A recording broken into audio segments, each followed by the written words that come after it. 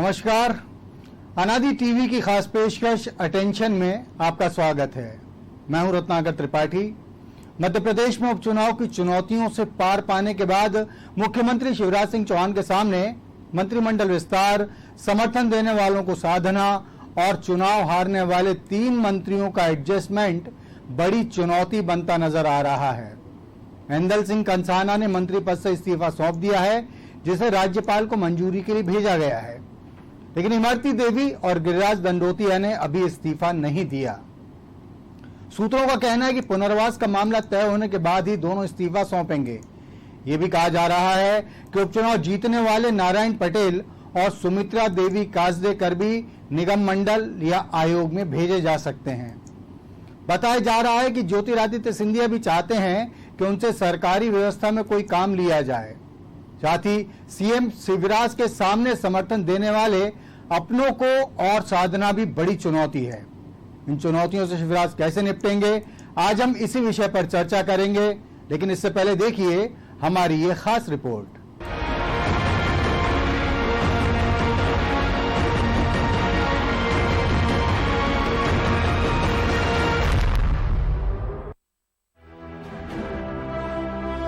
उपचुनाव की चुनौतियों से निपटने के बाद अब सीएम शिवराज के सामने नई चुनौतियां खड़ी हो गई हैं। मंत्रिमंडल विस्तार से लेकर निगम मंडल में नियुक्तियां करना बड़ी चुनौती साबित हो सकता है। शिवराज सिंह ने उपचुनाव से पहले जिन सिंधिया समर्थकों को अपने मंत्रिमंडल में स्थान दिया था, उनमें से 3 हार चुके हैं। कुछ का काम ठीक नहीं है और इसके अलावा 2 यानी कि तुलसीराम सिलावट और गोविंद सिंह राजपूत को 6 महीने के अंदर निर्वाचित नहीं होने के कारण इस्तीफा देना पड़ा था। इन दोनों को भी अब जल्दी ही मंत्रिमंडल में शामिल किया जाना है। सिंधिया भी चाहते हैं कि इन दोनों को जल्दी से शपथ दिलाई जाए, लेकिन सिंधिया कोटे के 3 मंत्रियों के हारने के बाद भाजपा नेता इन स्थानों पर मंत्री बनाने के लिए दबाव डाल रहे हैं। सिंधिया चाहते हैं कि इनके स्थान पर उनके ही 3 अन्य समर्थकों को मंत्री बनाया जाए, लेकिन बीजेपी के नेताओं का कहना है कि किसको कहां एडजस्ट करना है, ये तो संगठन और सीएम शिवराज सिंह चौहान ही तय करेंगे। तो वही कांग्रेस ने इस पर तंज कसा है। हारे हुए लोग भारतीय जनता पार्टी विचार परिवार का हिस्सा है, वो हमारे परिवार के अभिन्न अंग है। किस कार्यकर्ता को क्या भूमिका देनी है, उसकी क्षमता और परिस्थिति के अनुरूप संगठन तय करता है। संगठन और मुख्यमंत्री जी की युति उन सब के सदुपयोग की दृष्टि से अवश्य विचार करेंगे। शिवराज सिंह चौहान जी, आप अंततः किन्हीं भी परिस्थितियों के चलते मुख्यमंत्री तो बन गए। अब देखना यह है कि सरकार को व्यवस्थित चलाने के लिए आपने जिनसे सौदा किया है, उन सौदों को पूरा करेंगे, या जिन्होंने आपके प्रति विश्वास दिखा के आपके संगठन में रहकर बरसों आपकी पार्टी के लिए काम किया है, उनके प्रति निर्णय लेंगे। आपके यहां जो विद्रोह है, उसका असर जनता के लिए किए कामों पर नहीं पड़ना चाहिए, ये आपसे अनुरोध है। उधर बसपा विधायक रामबाई फिर अपने बयानों के कारण चर्चा में है। इस बार उन्होंने कहा कि उनकी इच्छा अगला चुनाव भाजपा से लड़ने की है। मंत्री भूपेंद्र सिंह और गोविंद सिंह राजपूत ने भाजपा में शामिल होने के लिए कहा है। दोनों जीजा के आदेश मानकर अगला चुनाव भाजपा से लड़ूंगी। जहां तक मंत्रिमंडल में शामिल होने का सवाल है, तो ये सबको मालूम है कि मंत्री नहीं बनाएंगे, लेकिन भूपेंद्र सिंह और नरोत्तम मिश्रा की जुबान पर भरोसा है। निगम मंडल मिल सकता है, मंत्री का दर्जा भी रहेगा। कांग्रेस सरकार में भी मेरे काम नहीं रुकते थे और भाजपा में भी यही है। देखिए, मैं तो उस समय पर साथ में थी जब इनकी सरकार को जरूरत थी। हम लोग साथ में थे, 5-7 लोग हैं, दो बीएसपी के हैं और 5 निर्दलीय, तो साथ में इनके रहे हैं। और भरोसा तो है, देखिए भरोसे पे ही इस दुनिया चलती है। तो मुझे भूपेंद्र सिंह जी पे भरोसा है, नरोत्तम भैया पे भरोसा है, और हमारे भी जो जीजा जी हैं वो गोविंद सिंह जी हैं, तो भरोसा है। अब ये उनकी मर्जी है कि बुरे वक्त में हमने उनका साथ दिया है, अब उनको क्या करना चाहिए क्या नहीं करना चाहिए उनकी सोच है। पर मेरा साथ बीजेपी के लिए था और बीजेपी के लिए है, और मैं खुद बीजेपी में आने की सोच रही हूँ। रामबाई की इस डिमांड पर सरकार की ओर से प्रतिक्रिया भी सामने आ चुकी है। शिवराज सरकार में कैबिनेट मंत्री मोहन यादव ने कहा कि हमारी पार्टी एक उदारवादी पार्टी है, जो हमारे साथ रहता है हम उसका ध्यान रखते हैं। निश्चित ही पार्टी रामबाई का ख्याल रखेगी। ऐसे में अब सवाल ये खड़ा हो रहा है कि आखिर जब निगम मंडल में नियुक्तियों की बारी आएगी तो फिर उस कतार में बीजेपी, सिंधिया समर्थकों और निर्दलियों के अलावा क्या बीएसपी और एसपी के विधायक भी नजर आएंगे। अब देखना दिलचस्प होगा कि उपचुनाव से पहले सिंधिया की सारी मांग मान रहे शिवराज का अब अपनी सरकार के स्थिर होने के बाद क्या रुख रहता है और ग्वालियर चंबल में अपेक्षित परिणाम नहीं आने के बाद सिंधिया कितना हट दिखा पाते हैं। रिपोर्ट अनादि टीवी।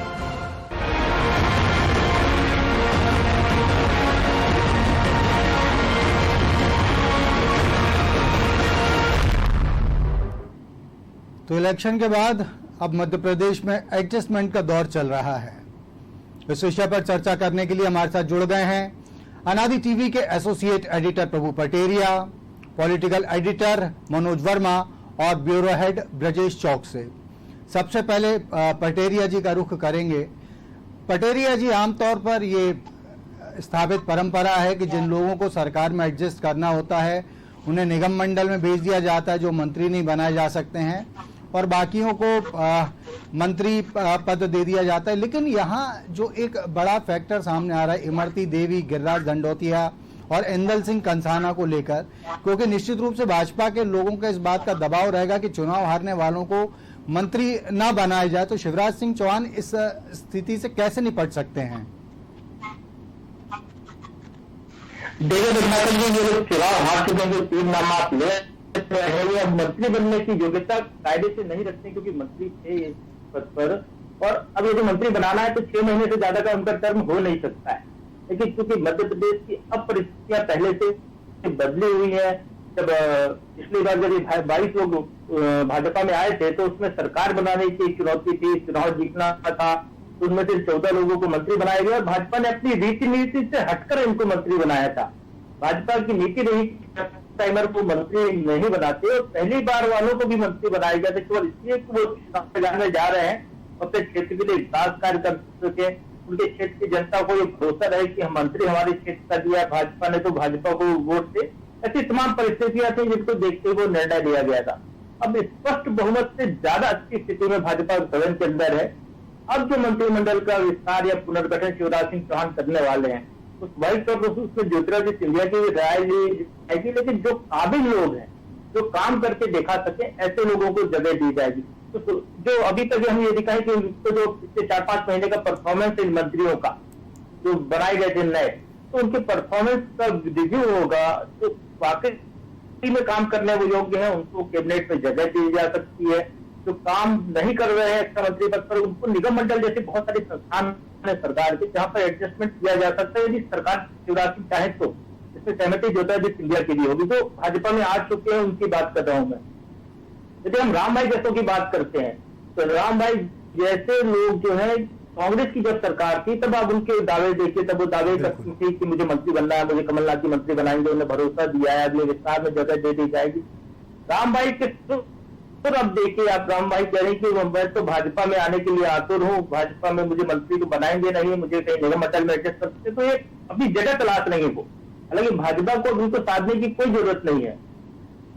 अब भाजपा की सरकार को इन बाहरियों के बैसाखी की जरूरत भी नहीं है, लेकिन क्योंकि जिस तरीके से मोहन यादव कह रहे हैं कि भाजपा सबको साथ लेने वाली पार्टी है, तो इनके क्षेत्र के विकास कार्यों से जुड़े काम हो सकते हैं। कुछ ऐसी संस्थाएं हो सकती है जहां इनको कैबिनेट मंत्री का दर्जा न मिले, जहां पर वो कोई बहुत ज्यादा रसूख न रहे, तो नाम के लिए पद रहे, ऐसी जगह पर इन लोगों को पद देकर सरकार उपयुक्त कर सकती है यदि चाहे तो। लेकिन सरकार की अब जरूरत नहीं है, अनिवार्यता इनकी नहीं है। सबसे बड़ी जो यदि कहीं भाजपा के अंदर जो अनिवार्यता अभी दिखाई दे रही है तो जो पार्टी के अंदर आए चुके लोग हैं इनके कारण जो पार्टी के जो सीनियर नेता हैं उनमें जो नाराजगी उसको दूर करना ये पहली चुनौती है। तो कुछ सीनियर्स को मंत्रिमंडल में शिवराज सिंह चौहान लेंगे, बहुत सारे ऐसे लोग हैं जिनको निगम मंडल जैसी संस्थाओं में अध्यक्ष बनाकर कैबिनेट मंत्री का दर्जा देकर उनका सम्मान को बरकरार रखा जाएगा। तो शिवराज सिंह जो भी कदम उठाएंगे तो अगले 3 साल की उनकी रूपरेखा तय होगी कि 3 साल तक उनकी सरकार परफॉर्मेंस दे सके, 3 साल के अंदर कोई अंतर विरोध पार्टी के अंदर से ना आए, कोई बगावत के सुर न उठे पार्टी के भीतर। तो तमाम कवायद करते हुए ये संतुलन साधने की जो चुनौती है, आपको सब्जेक्ट बहुत सही चुना है रत्नाकर जी, वो ऐसी नई चुनौती शिवराज सिंह चौहान के सामने है जिसको साधने का जतन वो करते हुए दिखाई देने वाले हैं। जी जी, निश्चित रूप से मनोज जी, प्रभु जी ने एक बड़ी अच्छी मार्के की बात कही। उन्होंने कहा कि भाजपा की रीति नीति ये नहीं थी कि जो लोग विधायक नहीं उनको मंत्री बनाए, बावजूद उसके उस पार्टी ने इस चीज को अपने यहाँ पर अपनाया। गोविंद सिंह राजपूत, इमरती देवी और इन तमाम ऐसे लोगों को मंत्री बनाया जो विधायक नहीं थे। सवाल ये उठता है कि जब भाजपा ने सिंधिया खेमे को न सिर्फ सम्मान देने के लिए बल्कि उन्हें एडजस्ट करने के लिए अपनी रीति नीति से समझौता कर लिया, तो क्या सिंधिया पर ये एक नैतिक दायित्व नहीं आता है कि कम से कम अपने 3 हारे हुए मंत्रियों को इस बात के लिए राजी करें कि उन्हें मंत्री पद को लेकर फिलहाल बात भी नहीं करनी चाहिए? नैतिक कुछ तो मापदंड होना चाहिए ना इन चीजों का। गठबंधन धर्म भी एक चीज होता है। रत्नाकर जी देखिए, गठबंधन धर्म तो बचा नहीं, क्योंकि दोनों एक ही दल के हो गए हैं अब तो, जी जी। बीजेपी के। दूसरी बात है कि राजनीति में नैतिकता, शुचिता, ये तो मतलब पढ़ने लिखने की बात रह गई है।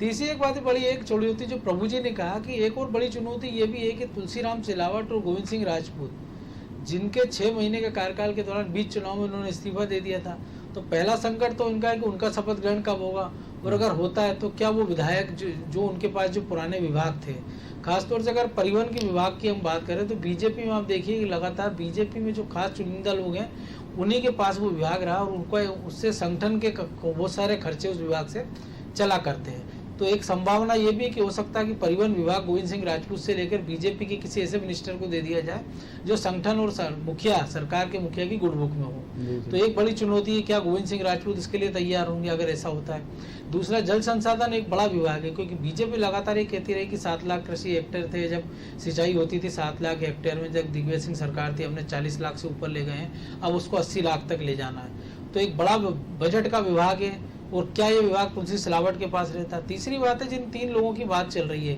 वो 3 ऐसे नाम हैं कि जिनको आप संगठन में भी एडजस्ट नहीं कर सकते हैं। बिल्कुल। चाहे वो इमरती देवी हो, चाहे अदल सिंह कंसाना हो, कि ये लोग संगठन में भी बीजेपी इनका इस्तेमाल नहीं कर सकते, क्योंकि बीजेपी के संगठन का इनको बीजेपी का भी नहीं पता है। तो ऐसी स्थिति में जो प्रभु जी कह रहे हैं कि निगम मंडल में हो सकता है कि सम्मान की खातिर ऐसी जगह उनको बिठा दिया जाए कि जहां उनको लगता है कि लाल बत्ती चूंकि रही नहीं, लेकिन एक सरकारी कामकाज में कि एक निगम मंडल के अध्यक्ष हैं, थोड़ा बहुत उनका खर्चा चलता रहा है, वो अपने कुछ समर्थकों को ओबलाइज करता रहा है। तो एक बड़ी संभावना इस बात की है। लेकिन सबसे बड़ी बात है कि क्या इन 3 के एवज में सिंधिया अगर अपने 3 लोगों के लिए मंत्री पद के लिए अड़ गए तब क्या होगा? क्योंकि पहले तो ये था कि आपको चुनाव जिताना था, ठीक है, आपने मान लिया कि मेरे लोग अगर मंत्री रहते हुए चुनाव में जाएंगे, चुनाव जीत जाएंगे, क्षेत्र के विकास के नाम पर एक अच्छा मैसेज आएगा। लेकिन इन सब के बाद अगर वो चुनाव हार रहे हैं और अगर किन्हीं 3 नए लोगों के लिए अब शिवराज सिंधिया अड़ जाते हैं कि मेरे कोटे से आप इनको बनाइए, क्योंकि शुरुआत में जब जो लोग उनके साथ छोड़कर आए थे उनमें से तो केवल 6 ही मंत्री थे, लेकिन सिंधिया के दबाव के कारण संख्या बढ़कर 14 हो गई थी।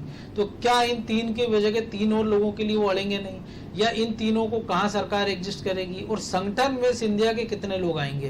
क्योंकि कल जो दिल्ली में मुलाकात हुई है, महामंत्री जब बनाए बीजेपी ने 5, उनमें से सिंधिया का एक भी आदमी नहीं था, लेकिन वो चाहेंगे कि उपाध्यक्ष में उनका कोई आदमी आए। और ऐसे लोग, ये तो वो लोग हैं जिन्होंने मंत्री पद विधायक की छोड़ी, जिनको एडजस्टमेंट की बात हो रही है। बड़ी संख्या में कांग्रेस के वो लोग भी आए थे जो जिलाध्यक्ष रहे हैं, जो सामान्य कार्यकर्ता रहे हैं, या वो जो प्रभावी हैसियत में रहते कांग्रेस में, लेकिन सिंधिया के कहने में बीजेपी में आ गए।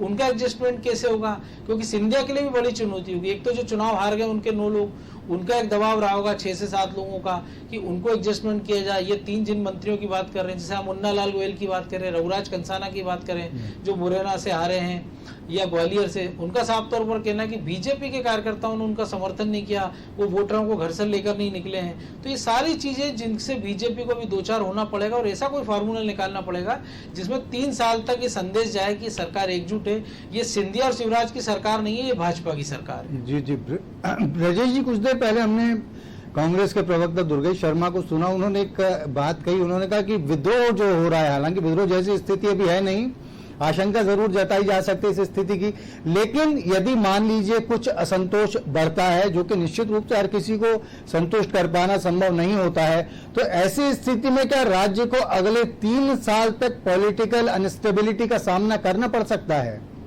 रत्नाकर जी, ऐसी संभावना लग नहीं रही। दुर्गेश जी का कांग्रेस देखी है उन्होंने, कांग्रेस में है वो, तो वो उनके अनुभव बता रहे हैं कि कांग्रेस में जिस तरह से विद्रोह चल रहा था, 15 महाविद्रोह में ही निकल गए उनके।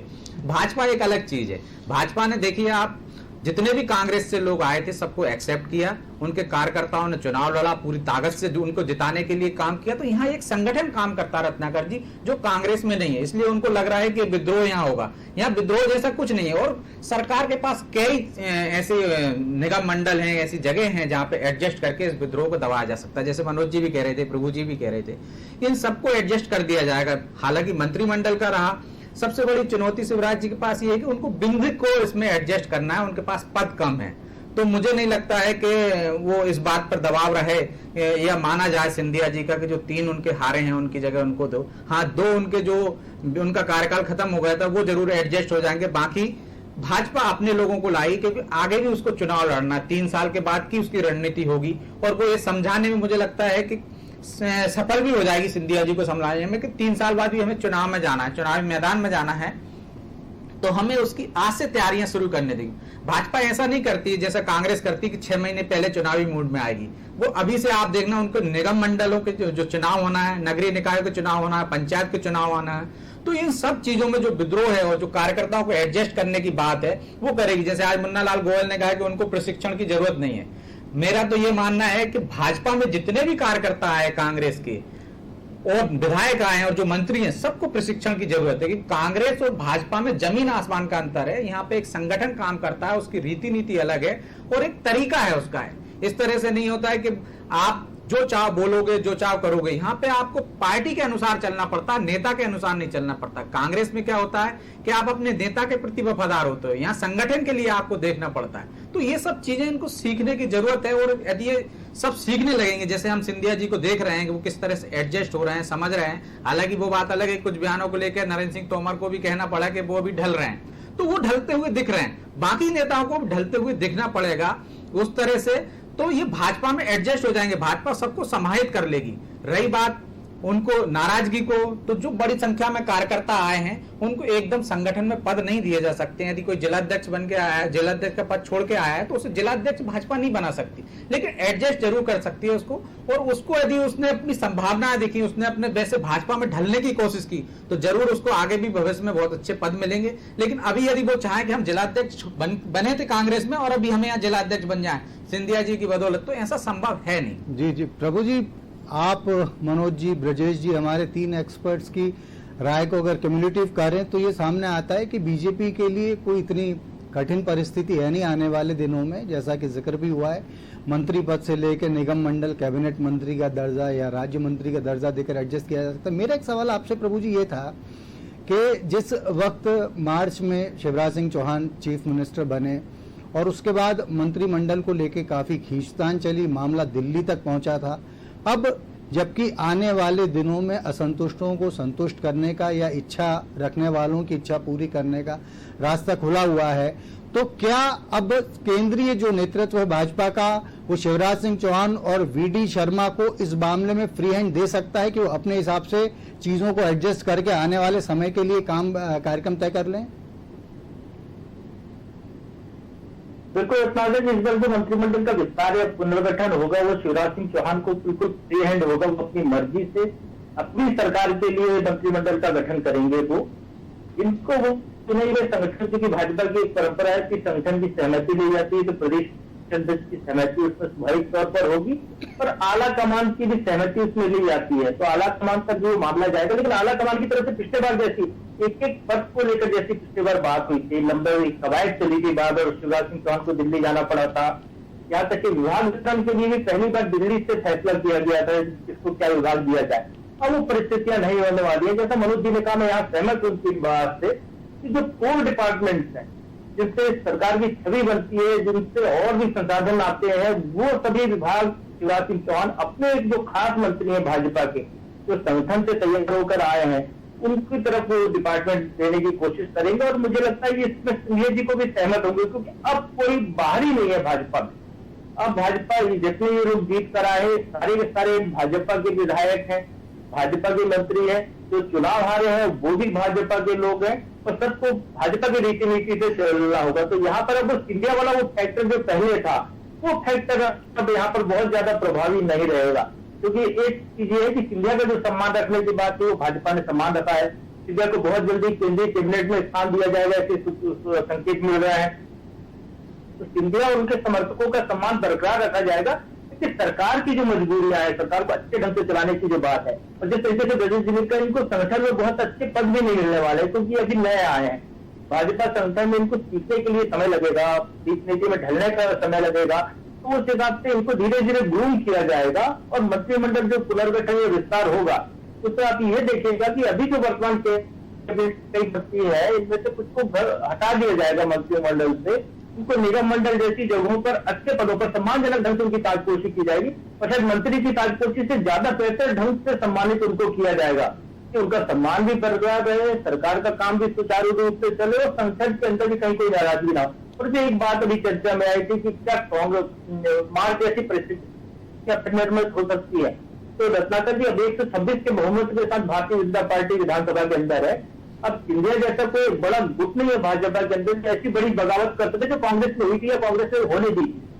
इसलिए भारतीय जनता पार्टी को सरकार को 3 साल तक सुचारू रूप से इसलिए चलाना है कि अगले चुनाव में जाना, उसको सरकार को बचाने जैसा कोई खतरा जैसा कांग्रेस के सामने था वैसा कोई खतरा भाजपा के सामने नहीं है। वो अपने अगले चुनाव की तैयारी के हिसाब से पुनर्गठन करेंगे और शिवराज सिंह जो भी निर्णय लेंगे उनकी चुनौतियां वही है 2023 का चुनाव, उसको ध्यान में रखते हुए तमाम निर्णय अब लेने वाले हैं। जी, निश्चित रूप से चुनौती तो 2023 की ज्योतिरादित्य सिंधिया के लिए भी बड़ी हो गई, क्योंकि जिंदगी का बहुत बड़ा उन्होंने राजनीतिक जुआ खेला है अपनी। मनोज जी, एक वैसे तो भाजपा अपने प्रशिक्षण के कार्यक्रम लगातार आयोजित करती रही है, उसकी संगठनात्मक गतिविधियों का ये एक सुचारू हिस्सा रहा है जिससे कभी पीछे नहीं हटी है। एक सवाल लेकिन यह सहज रूप से उठता है कि जिस समय ये माना जा रहा था उपचुनाव के बाद से कि शिवराज पर मंत्रिमंडल के विस्तार के लिए या बदलाव के लिए दबाव बनेगा, शिवराज सिंह ने कहा कि फिलहाल वो कार्यक्रम अभी टाल दिया गया, अभी नहीं हो पाएगा। ये जो प्रशिक्षण आज से शुरू हुआ है, क्या इसकी एक जो समय जो तय किया गया, क्या इसकी वजह ये भी हो सकती है कि जो सिंधिया के साथ जो लोग आए हैं उन्हें मंत्रिमंडल के विस्तार से पहले तक भाजपा की रीति नीति, उसके विचार, उसके कामकाज के तरीकों का इतना अभ्यास करा दिया जाए कि यदि थोड़ी बहुत भी संभावना नाराजगी के सुरों की हो तो उन्हें शमन उनका किया जा सके? मनोज जी, देखिए दोनों बातें रत्नाकर जी, जिस प्रकार से प्रशिक्षण चल रहा है, अगर ग्वालियर चंबल की बात है तो बीजेपी ने दावा किया था और सिंधिया ने कि 76,000 से ज्यादा कांग्रेस के कार्यकर्ता आए हैं। कई सारे नेता कह रहे हैं, जैसे ब्रजेश जी ने कहा कि मुन्ना लाल गोयल जैसे लोग कह रहे हैं कि उनको प्रशिक्षण की जरूरत नहीं है। लेकिन ये जो प्रशिक्षण का जो सिलसिला है बीजेपी और संघ में, ये सतत चलने वाली प्रक्रिया है। चूंकि अभी घोषित रूप से इसकी घोषणा की गई कि ये 2 दिन तक प्रशिक्षण चलेगा, तो सबकी नजरें इस बात पर थी कि उपचुनाव के नतीजों के बाद ये प्रशिक्षण हो रहा है तो शायद कांग्रेस से जो लोग आए उनके लिए। लेकिन बीजेपी अपने कार्यकर्ताओं के लिए भी ये प्रशिक्षण शिविर लगातार चलाती है। कांग्रेस में भी ये परंपरा थी पहले सेवा दल के जमाने तक, लेकिन सेवा दल के जो पतन हुआ और कांग्रेस का जो पतन है, वो सबसे बड़ा कारण यही था कि सेवा दल का पतन हुआ और कांग्रेस की जो रीति नीति है, जो उसकी आइडियोलॉजी, उसको बताने के लिए कार्यकर्ताओं तक कोई इसमें सिस्टम नहीं बचा जो ये बताया कि कांग्रेस की विचारधारा क्या है, कांग्रेस के पास अतीत में क्या कुछ था। बीजेपी ने ये गलती नहीं की है, इसलिए बीजेपी ये प्रक्रिया लगातार दोहराती जा रही है। दूसरी जहां तक बात है सीखने समझने की, तो ऐसे कई सारे नेता आते हैं, कार्यकर्ता आते हैं जो नेताओं के साथ आते हैं। अगर नेता टिक गया तो कार्यकर्ता भी टिक जाते हैं। हमने देखा कि सिंधिया की अगर बात करें कि सिंधिया के साथ 22 लोग आए थे और 3 लोग बाद में आए हैं। तो सिंधिया हम देखें कि वो नागपुर भी जाते हैं, सिंधिया को हमने देखा भोपाल आते हैं तो समीधा भी जा रहे हैं। तो वो अपने समर्थकों के लिए एक संकेत है। सिंधिया ने आज तक जब से बीजेपी में आए मार्च से कोई ऐसा बयान नहीं दिया है जिससे बीजेपी का जो प्रदेश नेतृत्व है, चाहे वो सरकार का मुखिया हो चाहे संगठन का, जिनके लिए कोई असहज स्थिति बने। चुनाव के समय हमने देखा कि बड़ा हल्ला मचाया कांग्रेस ने कि स्टार कैंपेनर में वो 10वें नंबर पर हैं, या जो रथ जा रहे हैं उसमें सिंधिया का फोटो नहीं है, या जो घोषणा मैनिफेस्टो जारी किया गया था बीजेपी में उसमें सिंधिया नहीं है, ऑप्शन दिया गया था आप चाहें तो उनको जोड़ लो। इसको उन्होंने कोई मुद्दा नहीं बनाया, लेकिन अगर वो कांग्रेस में होते तो शायद एक बड़ा इश्यू बनता। तो उनको ये पता है, सिंधिया समझ रहे हैं कि बीजेपी में हमको लंबे समय तक अगर चलना है तो किन चीजों का ध्यान रखना है। और अगर जब सिंधिया इन चीजों का ध्यान रख रहे हैं तो उनके नेता भी इस चीज का, हम देखेंगे कि बहुत सारे नेता उनके जो साथ में आए हैं या कार्यकर्ता वो इस तरह की बयानबाजी नहीं कर रहे हैं। अगर रघुराज कंसाना की बात करें तो इंडिविजुअल एक रस्तम सिंह का कह रहे हैं कि उन्होंने हरा दिया। मुन्ना लाल ये गोयल कह रहे हैं कि कार्यकर्ताओं को ने वोटरों को नहीं निकाला, लेकिन वो इंडिविजुअल किसी नेता का नाम नहीं ले रहे। तो ये उनको चीज समझ में आ रही है, अगर कांग्रेस में हो रहा होता तो शायद अब तक जूतों में दाल बढ़ गई होती। जी निश्चित रूप। ब्रजेश जी, आखिरी सवाल आपसे संक्षेप में जवाब चाहेंगे, थोड़ी समय की बाध्यता है। शिवराज सिंह चौहान के लिए अभी हमारी चर्चा में सामने है कि 3 साल अगले काफी अहम रहेंगे, काफी एडजस्टमेंट्स करने पड़ेंगे, काफी बैलेंस लेकर चलना पड़ेगा। आने वाले इन 3 सालों को ज्योतिरादित्य सिंधिया के लिए आप किस तरह देखते हैं? रत्नाकर जी, जैसे चुनौती हमारा सब्जेक्ट है कि शिवराज के लिए क्या चुनौती हो तो शिवराज पार पा जाएंगे। रहा ज्योतिरादित्य सिंधिया का, तो जैसे कि प्रभु जी ने भी कहा है, यदि वो केंद्र में मंत्री बन जाते हैं और जैसी संभावनाएं और संकेत मिल रहे हैं वो केंद्र में मंत्री बन जाएंगे, तो वो अब उनके समर्थक आधे वैसे ही शांत हो जाएंगे, क्योंकि उनको एक ऐसे बड़े पद पर पहुंच जाएंगे तो उनकी समस्याएं जो अपने नेता तक पहुंचा सकते हैं वो पहुंचा देंगे। जैसे कांग्रेस में रहता है, कांग्रेस की पद्धति से भी यदि वो काम करेंगे तो कोई असंतोष नहीं होगा यहाँ पे, और उनके कार्यकर्ता जिनको पद नहीं मिलेंगे वो भी शांत हो जाएंगे, क्योंकि मंत्रिमंडल में उनके मंत्री हैं इतनी तादाद में। यदि वो कहीं पे निगम मंडल में भी पहुंचते हैं तो वहां भी अपने कार्यकर्ताओं को संतुष्ट करने के लिए उनके पास सक्षम है, क्षमता रहेगी। तो मुझे नहीं लगता है कि सिंधिया जी को भी यहाँ पे कोई चुनौती हो या कोई बहुत संकट होगा। वो बाकायदा 3 साल आपके केंद्र में मंत्री रहेंगे और फिर अगले चुनाव में भी मुझे लगता है कि वो भाजपा के लिए ही काम करेंगे। जी, अगले चुनाव में भाजपा के लिए ही काम कर सकते हैं सिंधिया। हमारे साथ एसोसिएट एडिटर प्रभु पटेरिया, पॉलिटिकल एडिटर मनोज वर्मा और ब्यूरो हेड ब्रजेश चौकसी जी जुड़े हुए। तो चर्चा में जो चीज मुख्य रूप से निकलकर सामने आई है वो ये है कि शिवराज सिंह चौहान के सामने 3 साल की चुनौती जरूर हो सकती है, लेकिन सिंधिया गुट की तरफ से या मंत्रिमंडल की तरफ से या निगम मंडलों में एडजस्टमेंट की तरफ से उतनी बड़ी चुनौती नहीं दिख रही है जितना कि यदि ये मामला किसी और दल का होता, खास तौर से क्योंकि मध्य प्रदेश का मामला है, इसलिए खुलकर कहा जा सकता है कि यदि ये स्थिति कांग्रेस में होती तो निश्चित रूप से उठा पटक के काफी नजारे देखने के लिए मिल सकते थे। अब आज की चर्चा को विराम देते हैं, किसी और कार्यक्रम में आपसे फिर मुलाकात होगी। तब तक आप देखते रहिए अनादि टीवी। नमस्कार।